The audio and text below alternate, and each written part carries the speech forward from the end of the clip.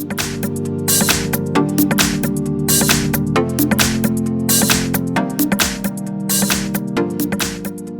I have iPhone XR and let me show you how to block contacts on the following device.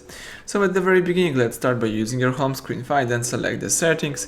Here you need to scroll down and choose phone. As you can see here in phone options, you can choose the call blocking ID and identification. Let's tap block contact and you can here add some contact. You can search for contacts and block it.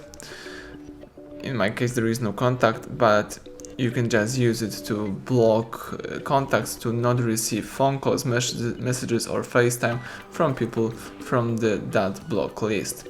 So that's it, everything went well, thank you for watching, please subscribe our channel, leave thumbs up under the video.